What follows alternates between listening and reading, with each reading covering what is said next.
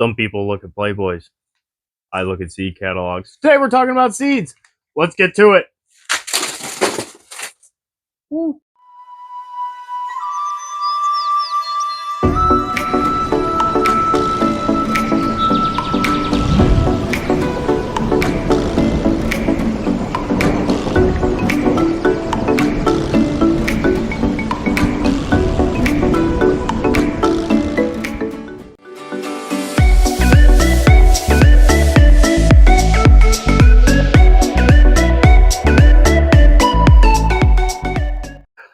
What is growing on, Terra Tribe?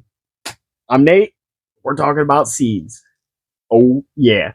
It is getting down to time to start planting. Now, I know the weather's been kind of crappy the last couple of days, but nothing says your nice warm house can't start these seeds, and I'm getting itchy. I've got all my seeds ordered for this year. I've got some rhizomes and tubers coming later on in the season. Ooh, found some more I can't talk about yet. But today we are going to talk about all of the seeds we are going to be growing this year and kind of explain a little bit as to why we're going to be growing them, and also a lot of experiments this year. There's some things that I was kind of interested in that I wanted to experiment with, and well, this year is going to be the year that we experiment with them. And of course, I always plant all of the seeds, so there will be extras for any of you that are interested in them. Let's get right into it, because I think this video is going to be a little bit longer. We're going to be kind of switching it up this year. A lot more teas, a lot of farming for ourselves, try to get that subsistence farming that we've been really trying to achieve the last couple of years. Last year we did pretty good. Made a bunch of pumpkin pie mix, canned up a pile of our tomatoes, preserved some other things, and it's only growing. So first thing we're going to start off with is everyone's favorite, and that's tomatoes. We are only doing 2 varieties this year. One is a go-to that I love and I really enjoy it over what's that other tomato? The sauce tomato? I can't remember. Someone in the comments remind me, or I'll remember as I'm talking about this. But we are growing Amish paste tomatoes. They did fire last year in the high tunnel, and that's where they're going again this year. But right alongside the Amish paste tomatoes, we're going to try out some San Marzanos. I had San Marzano sauce, but I haven't grown the tomatoes. It'll be really interesting. I think that they're going to enjoy the high tunnel along with the Amish paste tomatoes, but we will see. But those are going to be the 2 tomatoes we're going to be growing this year. Of course, we're going to have extras. I only think I need, I think it was like 82. No, 60, 62. I don't know. But obviously, I'm going to be planting all these seeds. So anyone interested in, you already know what I'm going to have. Amish paste tomatoes and San Marzano. Moving on. Squashes, gourds, zucchini. And I'm going to add some cucumbers in here too, because why not? But starting off, we are doing the Benning's Green Tint Scallop. I love patty pans. If y'all have never tried patty pans before, you're missing out. If you like grilling zucchini and yellow squash, ooh, these are it. Like, you pick them early, you can grill the whole thing right on the grill, and it softens up. The skin isn't really that tough, especially if you pick them early, but it holds everything nicely. You have a nice little grilled squash, or you can dice it up, cube it up, do whatever you want with it, but it is an awesome squash, and it's super prolific. Maybe too good to give to the neighbors, but unlike our next squash, you are going to be giving it to the neighbors because it's going to come out of your freaking ears. It's zucchini. We are doing the cash flow variety. This is probably the best variety I've come across so far, at least down here in West Virginia.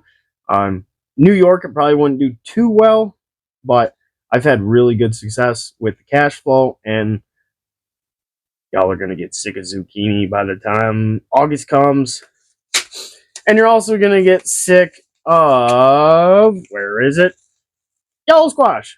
We're doing Golden Glory.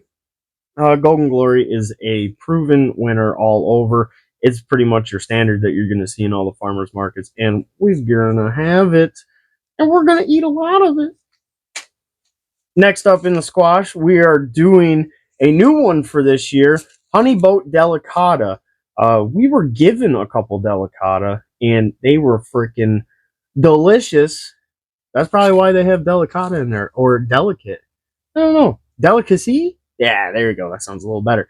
But we are going to be doing some Honey Boat Delicata, and I'm super excited about it. I assume they kind of grow a little bit rambly. So these guys are going to have their own little space in the garden. I'm just going to let them take off as long as the chickens don't get to them. Chickens love squash flowers. Just a heads up. Next, loofah gourds. Yeah, loofah gourds. I have done these in the past. They were super fun.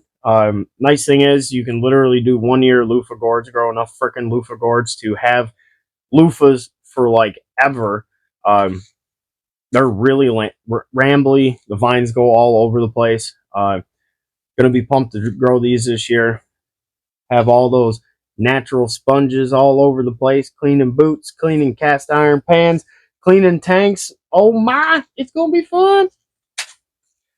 And on to cucumbers. We are doing, for pickling, we are doing Calypso. And for slicing, we are doing the classic favorite, Market 76. Market More.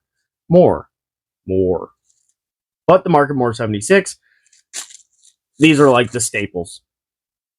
I haven't done Calypso. I've done like Boston pickling, which seems to do a little better when I lived in New York.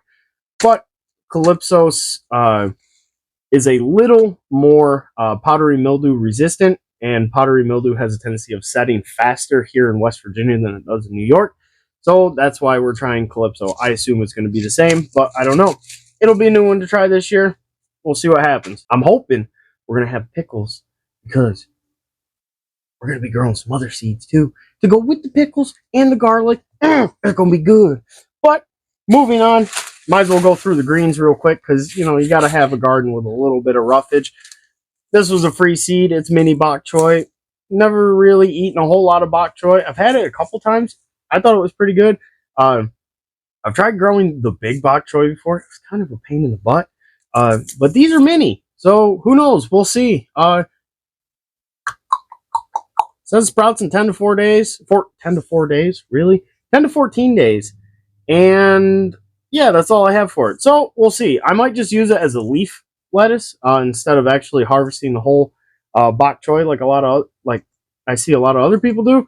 But I do think it might be interesting to grow. So it's going to be a new one. It's going to get mixed in with the Merlot lettuce that we've grown a lot of in the past. I love the red flavor. It adds some great color in contrast to any dishes, and it's like super sweet. So great leaf lettuce. You know, you gotta do the Swiss chard. Come on. We're not going to be doing kale this year, surprise, but we're going to be doing some Swiss chard. Swiss chard's really good. Excited for that. And I got the 5-color, so you get that extra little like pop of color amongst the leaf lettuce. One lettuce mix that I've done a lot in the past was the Cosmic Crimson mix. This has a fantastic variety of mixes into it. The Vitrafel, I think that's how I'm pronouncing it. I don't know. I'm learning German. Franny knows a little bit more German than I do, but I still cannot enunciate German to save my life. But this mix right here, that lettuce is freaking delicious. But then you add in a couple of these other mixes like the Rocket up there. There's some looks like there's some Merlot in there as well, and a couple other different varieties, and I can't wait. We've had this mix a bunch in the past, and it is super delicious. And last but not least, the staple of spinach. the Bloomsdale Long Standing. This is a really, really, really, really good spinach. It's pretty hardy into the heat of the summer, and it just grows like a champ. I'm actually going to be seeding this in the beds here within, I'd probably say, the next week or so, putting some cold tunnels over it. But that's enough for the lettuce. What else we got here? Moving on, we've got the peas, the Mammoth Melting Sugars. I love these guys. They are super hardy. They're not as hardy as snow peas. Snow peas are, I mean, you could put snow peas out right now if you wanted to. Throw a little plastic over them, and then by the time they get a foot tall, they've already gotten pretty solid. They're ready to rock. But the Mammoth Melting Sugars are really nice because even if you miss a few, when you get to the peas inside, holy crap, they're like little cubes of sugar. They are freaking delicious. So Mammoth Melting Peas are on the docket again for this year. And of course, pole beans. I'm not a big fan of bush beans. It takes up a lot of bed space, and especially where our beds are only 3 foot by 6 foot. I'm hoping one day we have a bigger garden. We have multiple 3 foot by 6 foot beds. Maybe you've seen it in one of the other videos. I don't know. If not, go check one of those other videos out. Oh, hit that like and subscribe button. Come on, help me out. Y'all are viewing the videos, but I need them like buttons. And if you want to comment something down below, like, hey, that cultivar sucks, I've tried it, by all means, positive, negative, I don't care. It's all feedback, and I love it, and I enjoy reading it, and I make sure to comment back. But we are going to be doing a variety called Vortex this year. It was suggested that Vortex does pretty well here in the West Virginian climate, so I'm going to see how it does this year. I've tried the Blue Lake and stuff like that. It seems like it lags a little bit to start, and it takes a little while to get off the ground, but I'm hoping with the Vortex, maybe it doesn't do that, but we'll see. You know, again, a couple new cultivars this year, so it's all going to be an experiment until we see what really works. Moving on, we're only doing 2 pepper varieties this year because bell peppers, for some reason, for me, in our small garden, they just do not take up. They're just not one of those crops that I think is valuable enough and we can grow enough of them to justify putting them in such a small space that we have. But 2 peppers that are, one is cayenne. Love cayenne peppers. Super great for you, especially when you're sick during the winter. A little bit of cayenne, add some heat. I know a lot of y'all are like, I don't like heat, it's too spicy. Add some heat. Get the mucus glands going. It helps you and it keeps you healthy. So if you're gonna grow a pepper, grow a cayenne, please. And because this is a freaking staple where I grew up. Freaking stuffed cherry peppers. Man, they're delicious. Yeah, if y'all ever had hoagie spread, it's ground up red crushed peppers, it's this. It is cherry peppers. Cherry peppers have a little bit more heat than your cayenne peppers, but they stay small, and one plant produces an absolute pile of cherry peppers. Not very big, but they taste delicious. So cherry peppers are on for this year, and I'm pumped. I'm going to get big. So many peppers. From there, we've got a new arrival, and I'm kind of excited about these. I don't know how they're going to go. I'm probably not going to do a Three Sisters garden with them because I'm just probably not. I might throw some beans up in the back, and if they ramble onto the ear, so be it. But in reality, a Three Sisters garden, unless you're on a huge, like a big scale, it just doesn't really work out too well. In our small, compact area, it just turns into a jungly mess, and then flowers don't get pollinated. Vegetables get missed, and then at the end of the season, you're like, well, I'm glad I made a Three Sisters garden, but the Three Sisters didn't help me out at all. But this year, we are bringing Karn onto the docket. These are two dwarf varieties of Karn. I'm just kidding, it's corn. Corn. But we are doing I think this is the On Deck Hybrid. This is from Burpee. It doesn't get very big. It doesn't produce a whole lot of ears, probably 2 to 3 per, 2 to 3 per cane. So not a whole lot, but the cool thing about the On Deck and also the Orchard Baby is they can be planted in pots, and they're great for small places. Both of these I'm going to be trying this year. I'm going to be doing them in pots, and I also have a bed specifically dedicated to these varieties. Now, I'm not going to be growing them close together because corn does have a tendency of cross-pollinating. So I'm going to be growing one uphill from one variety. So that way we're not getting any cross-pollination, so we can see the results. But I'm pretty excited to try these two varieties of corn. They're dwarf varieties. I've done like your standard like peaches and cream and stuff like that in the past, and had a lot of success, but I've never tried like dwarf varieties that can actually be grown in containers. So I wanted to try it out. One of the things we really wanted to do this year was make our garden not only beneficial for us, but beneficial for native pollinators. You know, a lot of your bees and your butterflies. I want to attract some hummingbirds too, because hummingbirds are freaking cool. So we are doing a lot of different like flowers that not only benefit the pollinators, but they also benefit us as well. The ones that don't really fit us are like moonflower, which is a night blooming morning glory that helps like moths and things of that nature be able to get some pollination.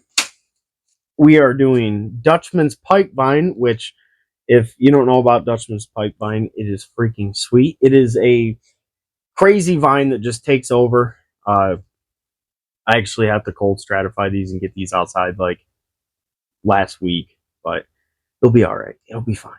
It says 3 months, but we've got 3 months before it gets there. Maybe. I don't know. I think I can do it. But this is Aristolochia macrophylla. This is the native Dutchman's pipevine to the Appalachia area, and it is a large host plant for swallowtail butterflies. Same thing with passion flower.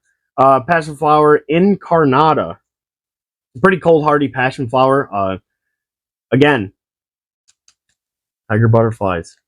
And it's a beautiful flower. If I remember correctly, the incarnata does not produce edible fruit like some of the more tropical varieties, but the flowers are like the typical purple ones you see. I've got it on my arm.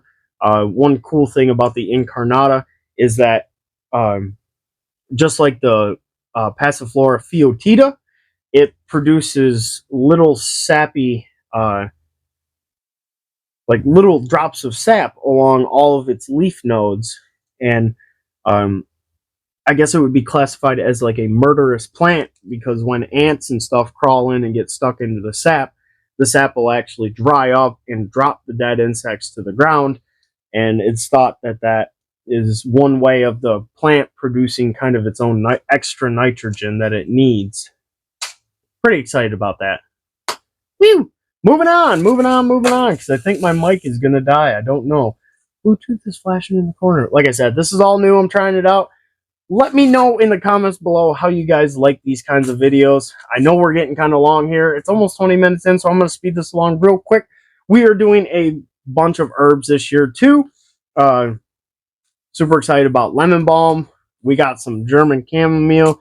Get that nighty-night sleep tea. It's going to be good. Common rue. Hopefully I can keep the tiger swallowtails off of the carrots this year. I didn't flick them like I do the horned worms, but they decimated a whole bed of carrots, and it made me sad. So I'm hoping rue will change that a little bit for me. I got dill and I got fennel, not only for us, but also for the tiger swallowtails. Both of these are great caterpillar plants. They're a little bit hardier. Carrot tops have a tendency of not growing very quickly once they get too down to the top. But dill and fennel are a little more weedy. I guess that'd be a good word of saying. Resistant. No. Yeah, I'm going to stick with weedy because these guys will self-seed. And once you get dill to start growing, I mean, it'll frickin' self-seed every year after that. So those are two other ones. Holy basil. Tulsi to a lot of tea drinkers out there. Love this, love this, love this herb. It grows just like regular basil. It's not as tolerant to a lot of temperature changes because it is more of a tropical variety as like your Genovese basil, which we're also growing as well. But it is a fantastic tea. Try to grow it. And I didn't know really where to put this, but borage. We are growing a bunch of borage this year too. Super excited for it. Beautiful, beautiful, beautiful flowers to it. Kind of unique flowers, the little fuzzy blue flowers as you can see on the package. But the greens taste really good to go with salads. So I'm going to be doing up a couple different salads this year with some borage. Moving on, we're also going to be doing a bunch of flowers too to keep the pollinators and attract more to our garden to hopefully make it more bountiful for us. I'm going to be starting off a new variety of bee balm that came out. It's spotted. It looks really cool. I'm interested to see how it grows. We already grow like 3 or 4 different varieties of bee balm. You know, that's where Earl Grey tea comes from. Monarda? Yeah, I think that's it. So I'm pretty excited to be growing that. Plus, I really love bee balm flowers. I like the way they smell. So do the bees, so do the butterflies, and so do the hummingbirds. So this is a pretty much a staple in the garden. But remember, it is in the mint family, and it is freaking invasive to the max. So, like, if you have it in an area where you want it to grow, keep it in that area, or just grow it in a container. We're going to be doing some celosia. I'm pretty excited for this. This is a kind of a neat looking celosia. Beautiful longer flowers to it. You see some of the typical celosias that you'd see in like the big box stores, the little short, stumpy, typically yellow, orange, and pink ones. This is more of a longer flowing celosia. Some blue butterfly pea. Franny picked this out. Really, really cool because the flowers can be used in teas.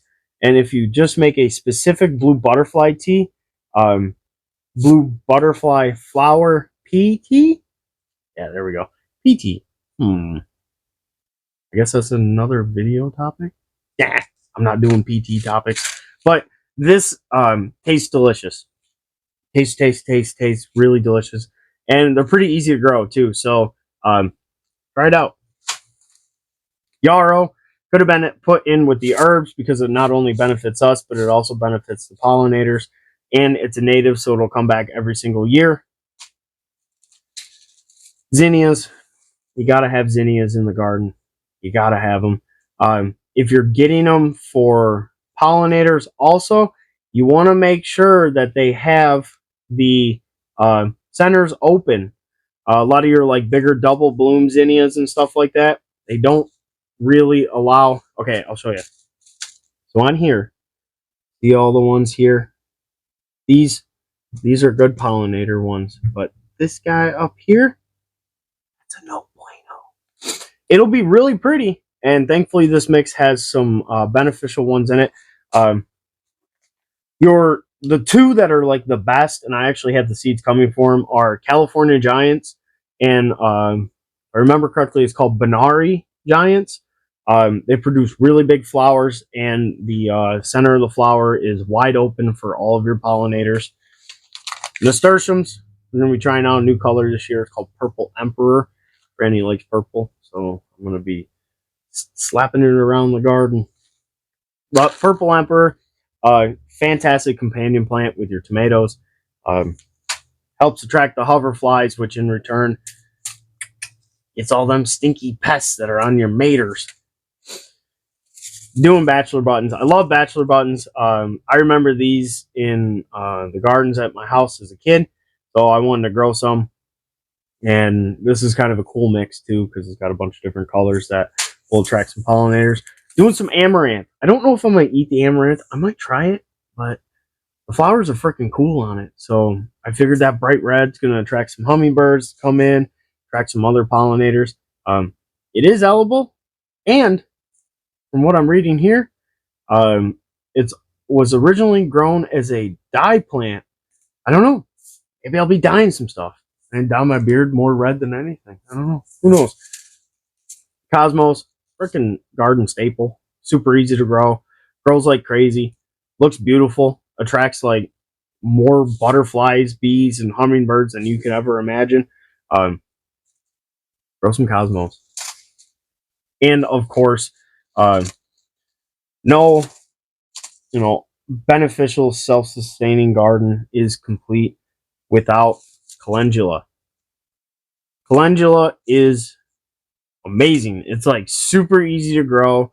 The flowers can be used in like face creams, hand balms, in teas.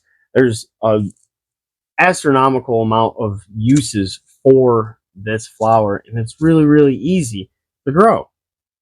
One really cool thing about calendula is it also attracts the same beneficial insects that marigolds attract. But marigolds don't really have the same amount of uses as calendula does. So, perhaps switch your marigolds to calendulas. I just thought. 2 more things and then we're done, I promise. I appreciate everyone. If you're stuck in this far, don't forget to hit that like button. Don't forget to comment down below and be like, dude, why are you making a 26-minute video on seeds? But if you like this kind of stuff, please share it with your friends and smash that like button. You can't really have a garden that's beneficial for you and the wildlife without thinking of the birds. I don't know where my sunflower seeds packets are. They're probably in this pile somewhere and they disappeared. But I am going to be trying 2 new ones this year. We're going to be doing sorghum. Might mess around with the sorghum. Probably. I know sorghum tastes pretty good. We'll see. Yeah, I'm probably going to. I might. Depends on how much I grow. If I just grow a little bit, I'm just going to let it go to the birds because apparently you have to harvest an absolute crap load of sorghum to make sorghum syrup. It is really good, but you need a lot of sorghum to make sorghum syrup. And one thing that is definitely for the birds is millet. We want to attract all wildlife. I don't mind birds in and around my garden. When I leave the greenhouse doors open during the summer to help with cross ventilation, we have a family of wrens that have been nesting in the bromeliads for like 2 years now. So anything I can do to be like, hey, birds, thanks for eating the bugs inside my greenhouse, but also inside my garden. Here's some seed. That's it. Appreciate everyone sticking around to watch this video. Let me know in the comments what you're going to grow this year. What new seeds are you going to try? Are you getting antsy for the season to start? Let me know. Until next time, gotta go, gotta grow.